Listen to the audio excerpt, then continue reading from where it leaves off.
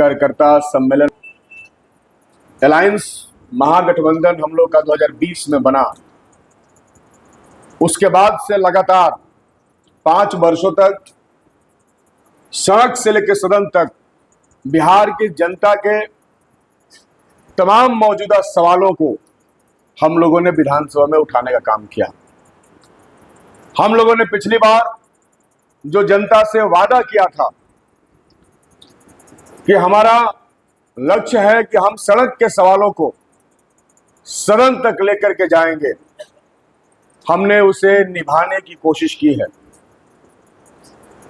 हमारे महागठबंधन के नेता विरोधी दल तेजस्वी प्रसाद यादव जी के नेतृत्व में पिछले 5 वर्षों तक जो पूरे बिहार में महागठबंधन ने सवाल उठाए, जो लड़ाइयां लड़ी, उसका काफी व्यापक असर बिहार के जनमानस पर पड़ा है। आप जानते होंगे कि आज जो चुनाव के ठीक पहले मुख्यमंत्री जी ने कुछ घोषणाएं की, अगर इन घोषणाओं के पीछे के आप संघर्ष को देखेंगे तो आपको यह स्पष्ट दिखेगा कि सरकार को घोषणा करने के लिए, मजबूर करने के लिए महागठबंधन के दलों ने सड़क से लेकर सदन तक इन तमाम सवालों पर मजबूती के साथ लड़ाइयां लड़ी। चाहे वृद्धा पेंशन का सवाल हो, विधवा पेंशन का सवाल हो, दिव्यांग के पेंशन का सवाल हो, रसोईया दीदी का सवाल हो, आशा, ममता, आंगनबाड़ी सेविका, सहायिका, जीविका दीदियों का सवाल हो, इन तमाम सवालों को हम लोगों ने विधानसभा में मजबूती के साथ उठाया है और इन तमाम सवालों पर मजबूती के साथ हमें लड़ाइयां लड़ी। ये पूरे राज्य में सवाल बनने लगा कि महागठबंधन की सरकार बनेगी तो सबको सम्मान दिया जाएगा, सबको प्रतिष्ठा दिया जाएगा। हम लोगों ने चुनाव से पहले यह घोषणा किया कि जब हमारी सरकार बनेगी तो हम गरीबों को 200 यूनिट बिजली फ्री देंगे और सभी गरीबों का पुराना बकाया बिजली बिल हम लोग माफ करेंगे। हम लोगों ने ही चुनाव से पहले ही महागठबंधन ने कहा कि हम सभी गरीबों का पेंशन जो 400 रुपया दिया जा रहा था उसको बढ़ा करके 1500 रुपया करेंगे। हम लोगों ने यह भी कहा था कि जितने अनुबंध संविदा कर्मी है सबको जो मानदेय दिया जा रहा है सबको हम स्थायी करेंगे और सबको वेतनमान की गारंटी करेंगे। और यह बिहार का मुद्दा बन गया था। अब बिहार के नौजवान जिनके लिए हम लोगों ने 17 महीने की सरकार में नौकरी देने का सिलसिला शुरू किया, हम लोगों ने स्पष्ट कहा था कि महागठबंधन की सरकार बनेगी तो बिहार के अंदर जो बिहार के नौजवान बाहर के राज्यों में, गुजरात में, पंजाब में, दिल्ली में, हरियाणा में, विशाखापट्टनम में, कर्नाटका में, तमिलनाडु में अपना घर द्वार छोड़ करके, अपना परिवार छोड़ के जाके काम कर रहे हैं, उन सबको हम लोग वापस बुलाने का काम करें। ये सारी घोषणाएं हमारे 5 वर्षों के संघर्ष के गर्भ से निकली हुई थी। गांव-गांव में घूमते हुए, लोगों से मिलते हुए, उनके सवालों को विधानसभा में उठाते हुए हमने ये महसूस किया था कि बिहार को नीतीश कुमार ने पिछले 20 वर्षों में एक बेबस, लाचार और दूसरे के ऊपर निर्भर राज्य बना दिया। बिहार के अंदर आत्मनिर्भरता नहीं, बिहार के अंदर उत्पादन नहीं है, बिहार के अंदर कृषि कार्यों में किसानों को कोई लाभ नहीं हो रहा। इसलिए बिहार को बदलना जरूरी है। बिहार के नौजवानों के लिए बिहार के अंदर नौकरी की गारंटी करनी जरूरी है और इसके लिए हमें आगे लड़ाई लड़ना होगा। और कमर कस के हम तैयार हुए और हम लोगों ने यह घोषणा किया। जब एनडीए के लोगों को लगने लगा कि इस बार तो बिहार के जनता के तमाम सवालों को महागठबंधन एड्रेस कर रहा है, तमाम सवालों को महागठबंधन हल कर रहा है, तो वो हड़बड़ी में जैसे तैसे कुछ घोषणाएं करना शुरू कर दी। जैसे तैसे पेंशन इतना बढ़ा दिए, ये कर दिए। अब उनको लग रहा है फील गुड में जी रहे हैं, उनको लग रहा है कि ये करने से सब कुछ हो जाएगा। तो भोजपुरी में कहावत है, हड़बड़ी के बियाह कनपटिए से नूर। ये हाल बा। नीतीश जी कहले कि हमने महिलाओं को बहुत आगे बढ़ा दिया, इतना आगे बढ़ा दिया, महिलाएं मजबूत हो गई। तो जब बहुत आगे रवा बढ़ा देनी तो अंत में 10-10 हजार रुपया काहे बांटे पड़ल, तो कना न बटल चाहत रहे, तो महिला लोग बहुत सशक्त हो गए।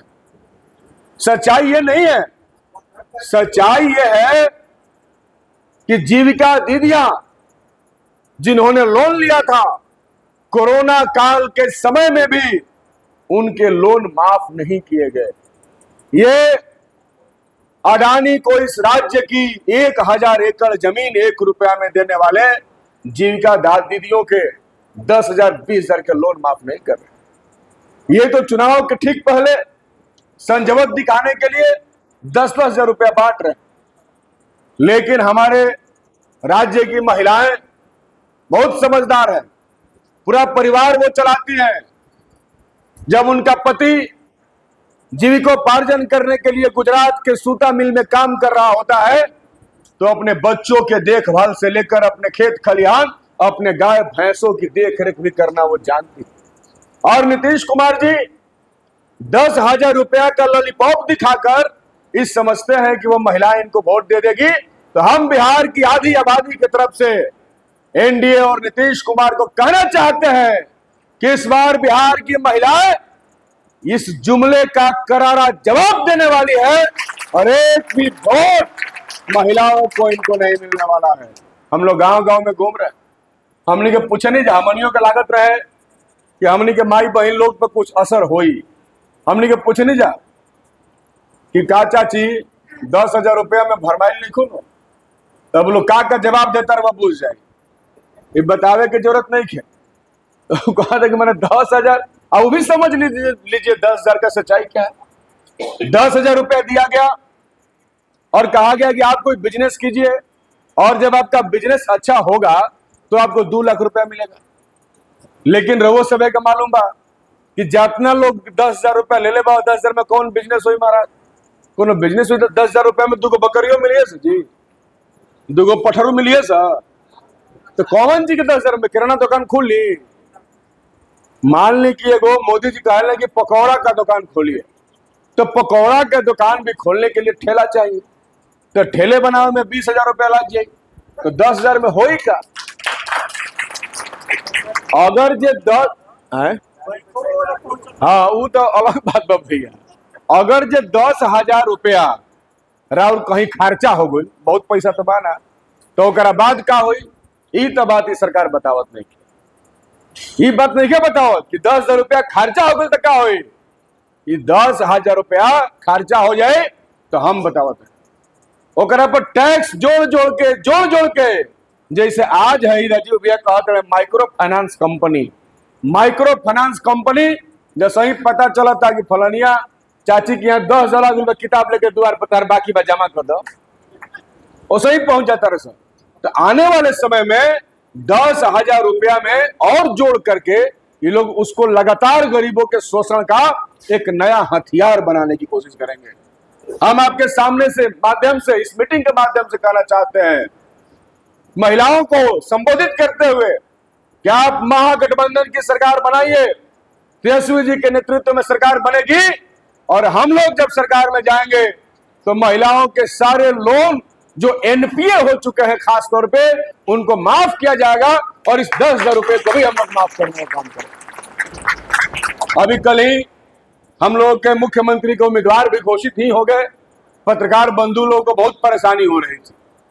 हम लोग तो स्पष्ट कर ही रहे थे कि भाई बड़ा दल है राष्ट्रीय जनता दल, इस नाते भी ज्यादा सीट पर चुनाव भी लड़ रहे हैं, इस नाते भी ज्यादा उनको सीट आएगा ही तो मुख्यमंत्री लोकतांत्रिक दृष्टि से वही होंगे। लेकिन मीडिया के लोग मुंह से सुनना चाहते थे, तो आज पटना में हो गया और सब लोगों को सुना दिया गया। तो हमारे मुख्यमंत्री जो होने वाले मुख्यमंत्री हैं उन्होंने घोषणा किया है कि जीविका दीदी के में जो सीएम दीदियां हैं जो धरना दे रही थी लगातार सरकार के खिलाफ, जिन दीदियों को नौकरी से निकाल दिया गया उसके खिलाफ भी हम लोग लड़ रहे हैं, उन दीदियों को 30,000 रुपया हर महीने महागठबंधन की सरकार देने की काम है। ये घोषणा सिर्फ 30,000 रुपए की घोषणा मत समझिए, ये घोषणा ठेका और मानदेय की नौकरियों से मुक्ति का घोषणा है। ठेका और मानदेय की नौकरियों की गुलामी से मुक्ति की घोषणा है। जब हम 17 महीने की सरकार में थे तो ठेका और मानदेय पर काम कर रहे शिक्षकों के लिए बेहतर जीवन का रास्ता खोलने का हमने काम किया। वो विजन हमारे पास था वो आइडियोलॉजी हमारे पास थी, वो आइडिया हमारे पास था। सरकार में जाते ही महागठबंधन के सभी साथियों ने, हम लोगों ने तेजस्वी जी से कहा कि आप हमारे नेता, आपके नेतृत्व में हम जा रहे हैं सरकार में, हमें अपने लिए कुछ नहीं चाहिए। हमारी पार्टी ने कहा कि हम लोगों के लिए कोई मंत्रिमंडल और मंत्रालय नहीं चाहिए, हमें इसकी कोई जरूरत नहीं है। हम सिर्फ सरकार से उन ग्रीवांसेस को पूरा करना चाहते हैं जो हमने जनता से वादा किया है। और हमने स्पष्ट तौर पे कहा, इसके लिए सभी महागठबंधन के साथी लोग, Congress party, CPI, CPIM, Bhajpa वाले सभी लोग तैयार थे। और हम लोगों ने कहा कि सबसे पहले ठेका और मानदेय की नौकरी से राज्य के शिक्षकों को आजाद किया जाए और बीपीएससी के माध्यम से शिक्षकों की बहाली की जाए। और तब जाकर के बीपीएससी के माध्यम से शिक्षकों की बहाली हुई। आज देखिए कि हर घर के अंदर खुशहाली आई है। आज सिर्फ घरों में खुशहाली नहीं आई और स्कूलों में भी खुशहाली आई। यही चौगाई में हम लोग बैठे थे, जिस चौगाई और मुरार हाई स्कूल में 5 शिक्षक हुआ करते थे, 4 शिक्षक हुआ करते थे, आज वहां 15 शिक्षक हैं, 17 शिक्षक हैं, 20 शिक्षक हैं। बावजूद इसके अभी हम लोग संतुष्ट नहीं है, क्योंकि अभी भी संख्या के अनुपात पर शिक्षकों की संख्या कम है। उसको आगे बढ़ाने की हमारी जिम्मेदारी है और अगली बार हमारी सरकार बनेगी तो उसको हम लोग और आगे बढ़ाने का काम करेंगे। विद्यालयों में सिर्फ शिक्षकों की बहाली नहीं, बल्कि उसके इंफ्रास्ट्रक्चर को भी मजबूत करने का काम करेंगे।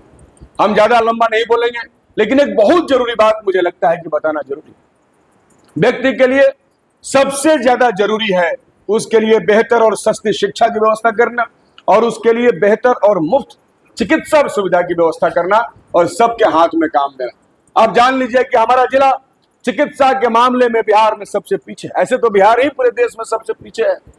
ये लोग हमारे जिले में एक आईसीयू तक नहीं बना सके। पूरे बिहार में विकास के दावे करने वाले लोग इस बात का कोई जवाब नहीं दे रहे। उन्होंने एक आईसीयू तक नहीं बनाया। एक गरीब आदमी जिसके पास प्राइवेट अस्पताल में दिखाने का पैसा नहीं है, प्राइवेट अस्पताल में जाने की क्षमता नहीं है, अगर उसका पल्स रेट कम हो जाए, अगर उसका धड़कन कम काम करना बंद कर दे, उसका ब्रेन हैमरेज हो जाए, उसका अगर एक्सीडेंट हो जाए तो उसको अस्पताल नहीं मिलता साहब, उसको सीधे स्वर्ग में जाना पड़ता है। यहाँ पर उसके जिंदगी को बचाने के लिए सरकार कोई जिम्मेदारी नहीं लेती। ये स्थिति है यहाँ के हेल्थ की व्यवस्था की।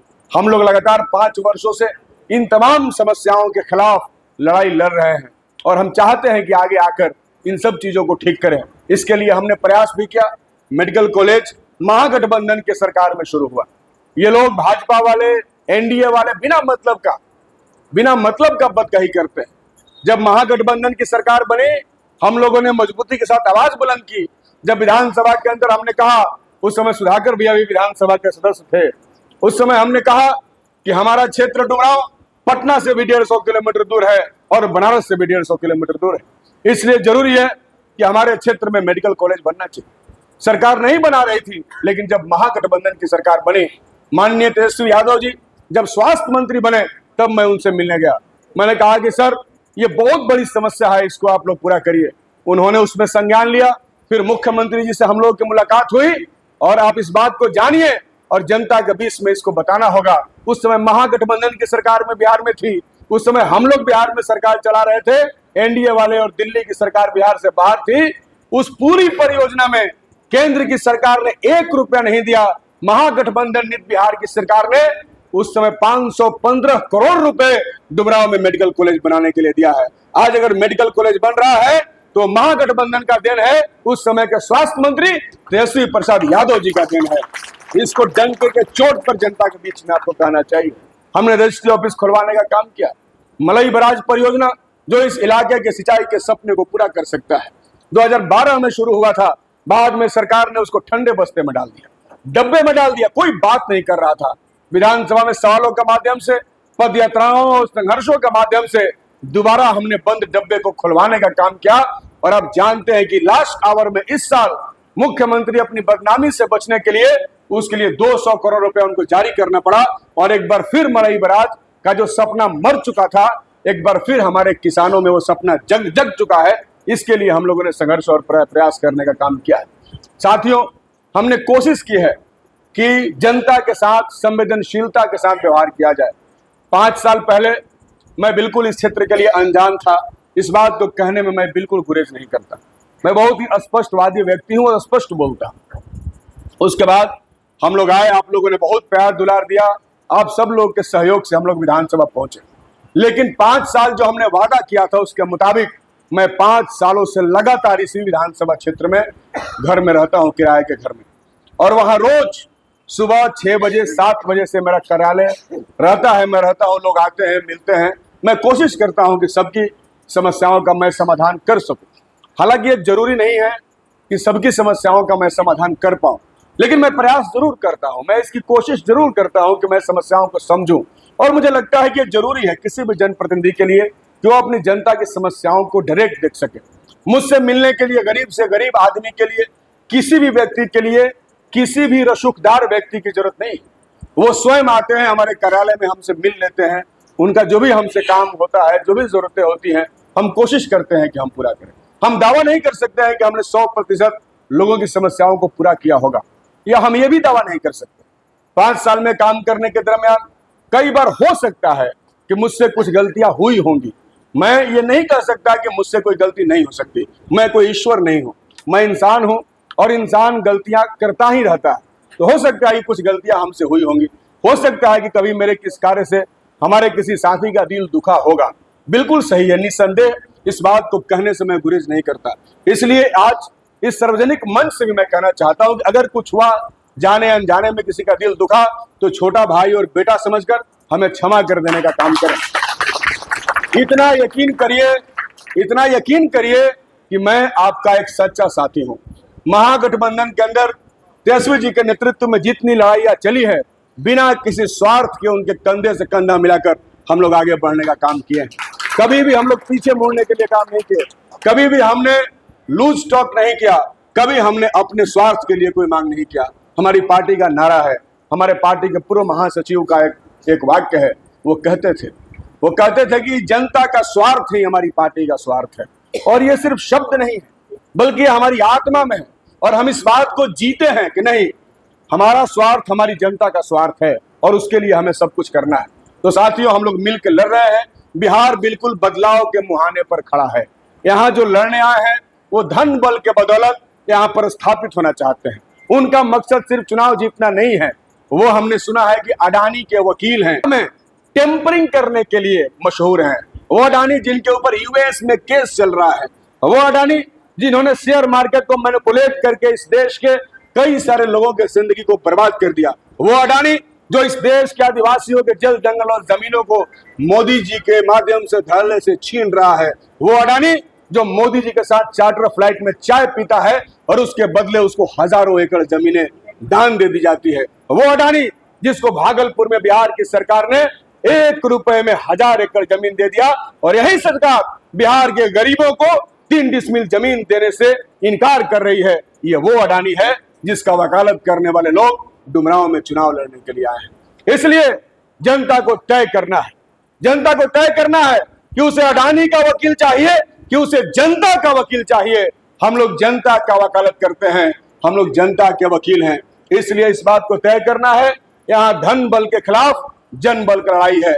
हम जनता की एकता के कटारों से, जनता की गुलबंदी से, जनता की ताकत से धन बल को शिकस्त देंगे। ये सच्चिदानंद सिन्हा की धरती है जो संविधान सभा के अध्यक्ष थे। संविधान जिसको आज खत्म करने की साजिशें एनडीए कर रही है, संविधान जिसके पन्नों को धड़ल्ले से फाड़ा जा रहा है, संविधान जिसके दिए हुए अधिकारों को हमसे छीना जा रहा है, उस संविधान को बचाने की लड़ाई है, उस लोकतंत्र को बचाने की लड़ाई है। सच्चिदानंद साहब की, सिन्हा साहब की उस विरासत को बचाने की लड़ाई हम सब मिलकर के लड़ रहे हैं। तो निश्चित तौर पर वो विरासत बचेगी, हम आगे बढ़ेंगे, हम धन बल को शिकस्त देंगे और जन बल के झंडा को बुलंद करने का काम करेंगे। हम और आप मिल करके एक बार फिर संघर्ष करते हुए बिहार के अंदर महागठबंधन की सरकार बनाएंगे, जो तेजस्वी यादव के नेतृत्व में बनेगा, और बिहार के अंदर एक नया सुबह, एक नई रोशनी की शुरुआत होगी। इन्हीं बातों के साथ कि आप लोग सब एकजुट होइए, हम सब मिलकर के लड़ाई लड़ें, हम आगे बढ़ें और महागठबंधन को मजबूत करें। मैं अपनी बात को समाप्त करता हूं। इनकलाब जिंदाबाद, महागठबंधन जिंदाबाद।